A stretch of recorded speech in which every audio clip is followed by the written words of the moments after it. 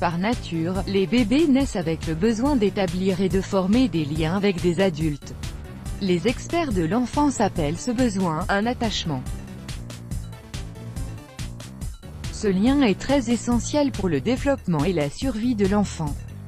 Durant les premières années de sa vie, le développement d'un lien d'attachement stable d'un enfant avec ses parents mariés ou séparés, l'aidera à bien gérer les situations difficiles. Histoire. Jim Zay, âgé de 62 ans, est le père de 6 enfants.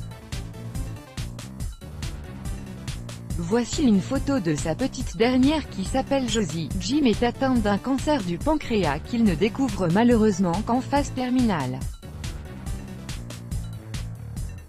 La joyeuse vie de famille a été bouleversée par cet événement alors que Josie n'avait que 11 ans.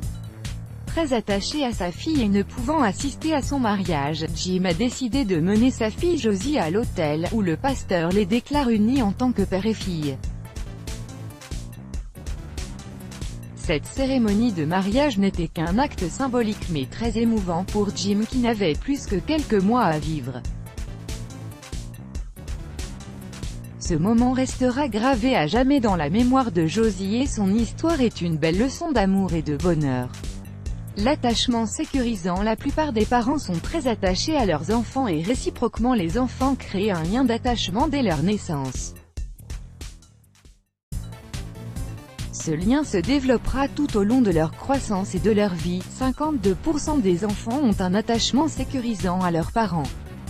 Cet attachement est la base qui permet à l'enfant de découvrir le monde tout en sachant qu'il a un endroit sûr et des parents fiables sur lesquels il peut compter. Un attachement sécurisant est aussi le premier moyen pour l'enfant d'apprendre à organiser ses sentiments et ses actions. Il l'aidera à faire face à diverses situations qui surviendront, telles que la séparation, la coopération avec les autres enfants et la nécessité de se contrôler. Grâce à ce lien sain, les enfants deviendront sociables et curieux. L'attachement insécurisant. Malheureusement, les parents ne sont pas tout capables d'offrir une attention particulière ou une satisfaction chaleureuse à leurs enfants. Le divorce, le décès d'un proche ou même le déménagement sont des situations stressantes pour l'enfant qui peuvent causer des troubles de l'attachement. L'attachement insécurisant comporte 3 situations. L'attachement insécurisant évitant. Lors de la séparation, l'enfant paraît peu affecté. Il évite le contact avec toutes les personnes ayant un attachement avec lui et essaie de masquer sa détresse émotionnelle. L'enfant tente de se détacher de la situation et s'accroche plutôt à l'environnement physique. L'attachement insécurisant ambivalent ou résistant. Dans cette situation, l'enfant proteste et montre de la détresse lors de la séparation. Il est perdu entre la recherche de la personne d'attachement et la résistance. L'attachement désorganisé. Les enfants ayant ce style d'attachement ne montrent aucun comportement d'attachement et ils n'arrivent pas à développer de stratégies adéquates et cohérentes pour gérer le stress de la séparation.